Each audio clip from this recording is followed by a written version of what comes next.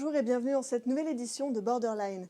Vous avez été nombreux à regarder l'émission la semaine dernière et à réagir sur les réseaux sociaux avec le hashtag Borderline et sur notre nouvelle application. Aujourd'hui, pour aborder le thème de la possession, nous recevons Vincent Tanazac, archidiacre de l'église Saint-Irénée à Paris. Nous verrons ensemble les explications scientifiques mais aussi paranormales sur le thème de la possession. Mais d'ailleurs, quelles sont les raisons scientifiques ou du moins rationnelles qui peuvent expliquer ce phénomène? Reportage Victor Boisson et Manon Landau. L'hôpital Sainte-Anne, spécialisé dans la psychiatrie et les neurosciences depuis 1877, est un lieu historique et fondamental pour la psychiatrie. Le docteur Chloé Lucet, psychiatre, spécialisé en addictologie, a accepté de nous rencontrer.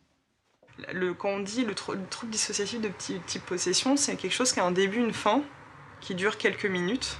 C'est une espèce de crise, un peu comme une crise d'épilepsie. C'est ça ce qu'on dit, c'est ça la possession. C'est ce qui a été décrit, les sœurs de Loudun là, qui se mettent à faire des trucs. Ça c'est une définition. Moi, ça m'est arrivé une fois, en termes de croiser quelqu'un, effectivement, qui faisait des scènes comme ça de possession, c'est-à-dire qui, d'un coup, parlait avec une autre voix dans des moments, mais qui était très théâtralisé. Mais il y avait comme une consonance culturelle à ça. C'était une histoire de décès du père, elle parlait avec la voix de son père, tout ça avait beaucoup de sens. Et le fait de pouvoir mettre des mots là-dessus avec elle, de rencontrer sa famille, ça avait permis un arrêt de ces symptômes-là. Je pense qu'on n'est pas assez avancé dans la connaissance du cerveau et dans la connaissance psychologique en général pour comprendre certaines choses. Mais je ne pense pas que les choses soient surnaturelles, non. La science étant en perpétuelle évolution, nous serons dans un futur proche peut-être capables d'expliquer les mystères du phénomène de possession. Bonjour Vincent Tanazac, merci d'avoir accepté de venir nous rejoindre sur notre plateau aujourd'hui. Vous qui êtes un homme d'église, quand vous voyez Madame Lucet qui affirme que le paranormal n'existe pas et que pour elle, tout a une explication médicale ou scientifique, que pensez-vous à ce propos? Je pense qu'elle se trompe complètement. Le paranormal existe dans de multiples formes et peu importe si les scientifiques prétendent que c'est du bidon, ça m'est complètement égal en ce qui me concerne. Avez-vous déjà reçu des personnes soi-disant, on ne sait pas, possédées et patients de l'hôpital Sainte-Anne, l'hôpital psychiatrique? Non. Normalement, je ne crois pas. En tout cas, je ne serais pas au courant du tout. Le docteur Lucet affirme dans ce reportage, selon elle, qu'il y a des limites à la médecine, qu'on ne sait pas encore tout, mais qu'il n'y a rien de paranormal. Est-ce que vous pensez qu'on aura peut-être une réponse scientifique ou médicinale sur la question de la possession dans 100 ans, comme on a découvert aujourd'hui des choses d'il y a des années? À mon avis, on n'aura pas de réponse scientifique. On peut avoir une approche purement spirituelle concernant donc les possessions démoniaques. Et là, il ne s'agit pas du tout de quantifier les choses ou d'essayer de les enfermer dans un cadre qui serait défini. Est-ce que ça vous est arrivé que des personnes de l'hôpital Sainte-Anne, donc qui est proche de votre paroisse, oui, viennent vous voir parce que son cas lui semble désespéré, qu'elle n'a pas eu les réponses qu'elle voulait au sein de la médecine? Alors, je dirais a priori non. Je connais plutôt un ou deux cas de gens, mais qu'on ne qualifiait pas, nous, de possédés, qui ont abouti à Sainte-Anne. Et c'est à peu près tout. Monsieur Tanazac, nous nous sommes rencontrés au sein de votre paroisse il y a quelque temps déjà. On a fait un reportage sur vous. Tout de suite, le reportage de Victor Boisson et de Manon Landau.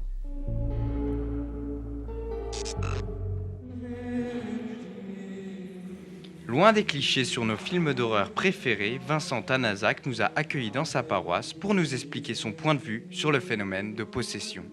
Quand on est face à un cas de possession démoniaque, il n'y a pas beaucoup d'équivoques, ça se constate assez facilement, ça se vérifie assez facilement. Voilà, ça se manifeste par des comportements extrêmement variés, divers, qui, à l'évidence, n'ont rien à voir avec l'attitude normale d'une personne. Pourtant, inscrite dans la culture populaire, la possession est souvent taboue dans les religions. Les religieux sont mal informés sur la possession et l'exorcisme. La plupart des personnes qui demandent des exorcismes n'ont pas besoin d'exorcisme. 90% des cas, les gens ont seulement besoin de prière. Les hommes d'église sont complètement désemparés dans la plupart des cas face à ce genre de réalité. Ils n'ont reçu aucune formation, mais très honnêtement, je suis ravi que nous n'ayons pas trop de cas, parce que c'est lourd. Je peux vous dire que j'ai participé ici à la crypte comme aide ou comme assistant à un exorcisme d'une femme qui se roulait par terre en hurlant, et on l'entendait presque de la rue. Je peux vous dire que c'est pas du tout quelque chose de drôle à supporter.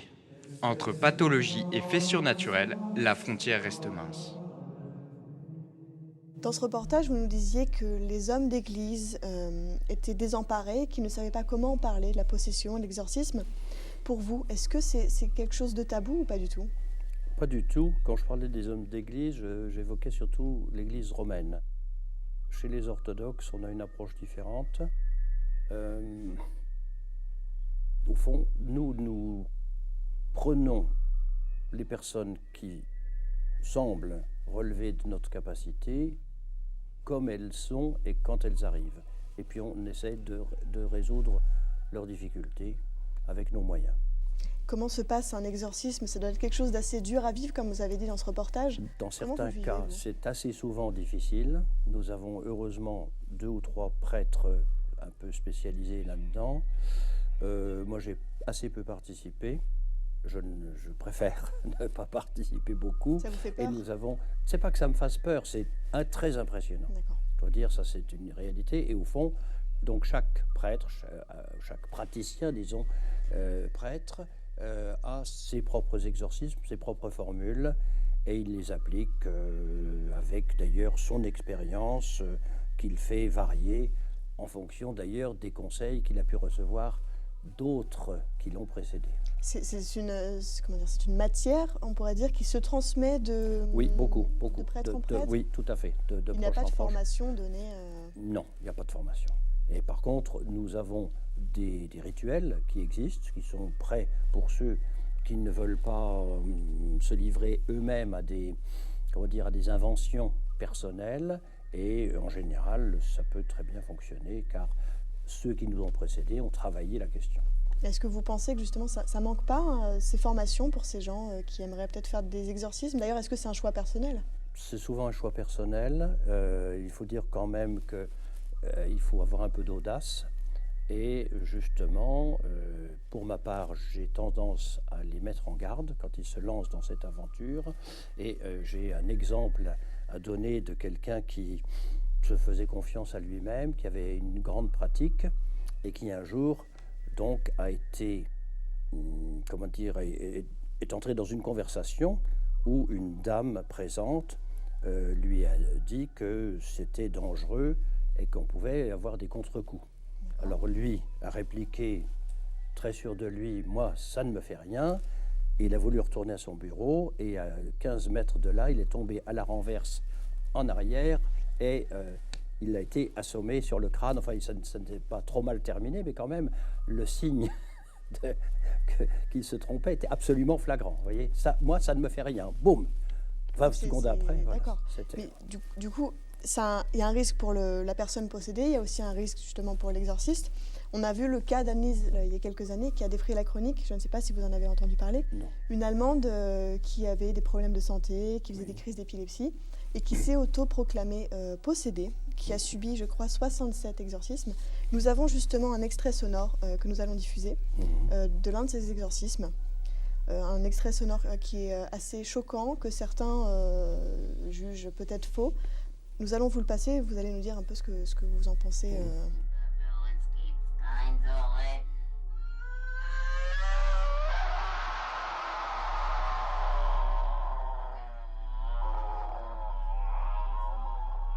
Donc, elle parlait en allemand, tout était blasphématoire, c'était des choses qui venaient profondément de son cœur. Elle avait soi-disant, je n'étais pas là, mais 6 démons en elle. Est-ce que vous pensez que ce genre de phénomènes qui ont été filmés, qui ont été enregistrés, est-ce que vous pensez que ce sont des vrais exorcismes ou est-ce que vous pensez qu'on joue aussi avec ça? Alors attendez, il faut clarifier les choses. Soit la personne est réellement possédée et dans ce cas-là, on fait ce qu'on estime devoir faire. Maintenant, c'est vrai que la présence d'une caméra pour filmer ce genre d'événement me paraît quelque chose de douteux. En tout cas, je crois que jamais nous prêterions à ce genre de mise en scène. Je sais que dans l'Église romaine, ce n'est pas autorisé. Le Vatican refuse que les exorcismes soient filmés, sauf par les équipes du Vatican lui-même. Ouais. Comment l'Église orthodoxe gère ça? Écoutez, d'une façon générale, nous évitons tout ce qui peut être filmé. Bien sûr, quand on a un baptême ou un mariage, on laisse les gens filmer, mais dans un cadre relativement restreint. Et je n'imagine pas un instant que nous pourrions nous prêter à ce genre de mise en scène. Exclu. Nous arrivons malheureusement à la fin de notre émission. Vous pouvez réagir sur Twitter avec le hashtag Borderline et sur notre application. On se donne rendez-vous la semaine prochaine pour un numéro sur le magnétisme. On se quitte sur une note de légèreté avec le sketch de Granny. À très bientôt.